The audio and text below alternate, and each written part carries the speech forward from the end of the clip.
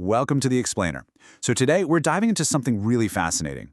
We're unpacking a massive, comprehensive framework that tries to answer, honestly, one of humanity's oldest questions. Why do people commit crimes? And, even more importantly, how do we actually solve this crisis? We're going to explore this really unique synthesis. It brings together modern biological criminology, sociological theory, and, here's the twist, ancient Eastern philosophy. Specifically, we're looking at something called the Yogic Crime Theory. It's a deep, energetic investigation into the human condition itself, so let's just jump right in. 11.5 million. Just let that number sink in for a second. That is the staggering scale of our global prison population right now. And to put that into perspective, back in 2009, that number was 9.25 million, so it's surging.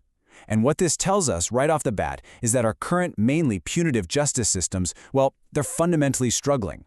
We're spending billions upon billions on policing and incarceration, but the actual roots of criminal behavior are just not being addressed. People get out, and then they reoffend. The recidivism rates are through the roof. We're literally just treating the symptoms, but we are completely missing the underlying disease. And to really grasp the scale of this, let's break down the sheer economic devastation caused by different types of crimes worldwide. We are talking about a multi-trillion-dollar global crisis here. Global violence alone, that cost the world roughly 12.4% of its entire GDP. That is $14.76 trillion every single year. Then you have the global drug market sitting somewhere between $80 and $100 billion. And hey, even in the digital world, a single data breach averages about $4.35 million in damages. And you know the craziest part? That's just the money.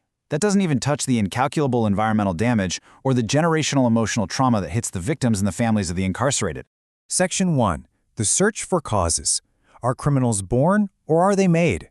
Because the sheer scale of all that destruction naturally forces us to pivot our thinking. And historically, our understanding of why has evolved pretty dramatically. Going way back to 1738, the classical school, led by thinkers like Cesare Beccaria, basically argued that crime was just a matter of free will, a totally rational choice where people are just weighing pleasure against pain. Fast forward to 1876, and the positivist school under Cesare Lombroso completely flipped the script. They argued criminals were basically evolutionary throwbacks, and you could identify them by biological and physical anomalies. Then, as we move into the 1920s, sociological theories like the Chicago School really took over. They shifted the blame to the environment, saying urban strain and poverty were the real drivers of deviant behavior. Today, modern science actually looks at a mix of both the physiological and the environmental clues. For instance, researchers have found genetic traits directly linked to impulsivity and sensation-seeking. And get this, even micronutrient deficiencies, like lacking zinc or iron during pregnancy, can actually impair a baby's brain development and trigger aggressive behavior way later in life. We also see abnormalities in brain waves, or EEGs, in psychopaths, which points to an underactive autonomic nervous system. But then you take that biology and you mix it with environmental triggers. The crushing strain of poverty, a lack of opportunities, or the intense, sometimes selfish competition bred by certain capitalist structures. And man, you create a really potent recipe for criminality. It's like the environment is essentially pulling the trigger on a biologically loaded gun. Section 2. Brain versus the mind. The hardware versus the software. Now, here is where the source material introduces a massive, really profound paradigm shift. See, Western structural and biological views are great at mapping out the neurons, the genes, and the social environments, but they might be completely missing the absolute core driver of human behavior. Think of it like a computer.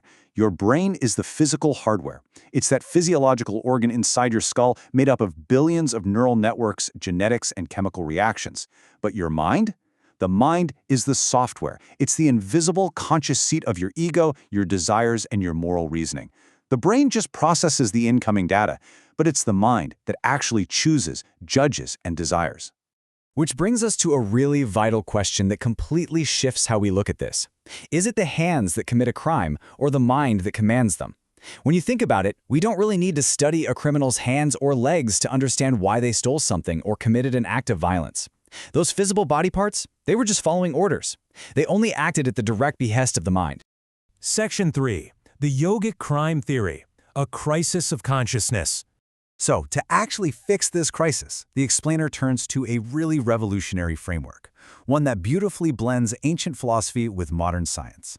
It treats crime not just as someone breaking the law, but as a severe rupture in human consciousness itself. But to fix the software, we gotta understand how it's built, right? According to ancient yogic philosophy, We start with a concept called chitta vritti.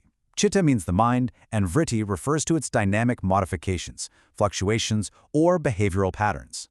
Think of the mind like a perfectly still lake. Vrittis are the ripples and the crashing waves caused by our desires, our anger, and our ignorance. When those mental fluctuations are left totally unmanaged, they shatter our inner peace, they distort our view of reality, and ultimately, they drive us to destructive actions. And yogic theory actually breaks down the forces behind these mental fluctuations into 3 modes, or gunas. First, you've got the sattvic mode. That's all about purity, clarity, and harmony. Then there is the rajasic mode, which represents passion, action, and sometimes this really restless desire. And finally, the tamasic mode. This one is all about ignorance, lethargy, and darkness. The theory strongly asserts that when this tamasic mode, that deep ignorance, dominates a person's mind, well, moral blindness, emotional instability, and destructive impulses are pretty much guaranteed to follow. This right here is the ultimate breeding ground for criminality. Okay, let's bring these esoteric concepts down to earth and look at the actual anatomy of a criminal mind. It all starts with the false ego. That's this mistaken, super intense belief that our physical body is our ultimate self, which just fuels immense selfish attachment. Add to that our uncontrolled sense organs that are just constantly chasing the next external thrill. Combine that with avidya, which means deep-rooted ignorance, and you get this vicious cycle. Unmet, unchecked desires instantly turn into frustration, and then boom, anger. This totally chaotic internal state is exactly what leads directly to the selfish, violent behaviors that society ultimately classifies as crimes. Section 4. Reprogramming human consciousness, the missing puzzle piece. Now, if the mind really is a programmable system that's just been corrupted by some bad software, then it stands to reason we need a tangible way to reboot and rehabilitate it, right? And the source text proves this isn't just some abstract spiritual theory floating out there. It's an applied science. Case in point. In 2023, a highly targeted 35-day pilot program based entirely on this yogic crime theory was actually run inside the Jammu prison. And get this, the intervention didn't focus on punishing or isolating anyone. Instead, it used focused breathwork, deep meditation, and ethical reconditioning. The whole goal was to safely and systematically rewrite that corrupted software inside the inmates' minds. And the outcome? Well, that's the absolute most crucial part. This pilot didn't just produce nice feelings, it generated tangible, measurable transformations. Step 1, they documented significant, measurable reductions in the inmates' stress, anxiety, and depression. Step 2 resulted in vastly improved emotional regulation. Basically, they learned to actually control those vrittis, those intense fluctuations and impulses. And step 3 was the real game changer, a visible, lasting shift in behavior and a genuinely newfound sense of empathy. By systematically training the mind, they literally restored the hardware's balance. Which brings us to this powerful summarizing thought from the source material. It perfectly captures the core thesis of this entire explainer. Crime is not a failure of law, but a failure of consciousness. I mean, wow. That quote really demands that we completely redefine our whole approach to justice. Because honestly, as long as we keep treating crime purely as a legal or environmental problem, without ever addressing the internal crisis of the human mind, our prisons are just going to stay full, and our societies are going to remain fractured. So, we're going to leave you with this final provocative thought to chew on. You don't have to be a policymaker or an inmate to actually benefit from this framework. Look inward for a second. How can you apply these techniques, mind mastery, breath work, ethical reconditioning, in your own daily life? Because if mastering the mind can literally transform a prison, just imagine what it could do for your own inner peace. And by extension, the peace of the whole world around you. Thank you so much for joining us for this explainer, and as always, keep questioning the world around you.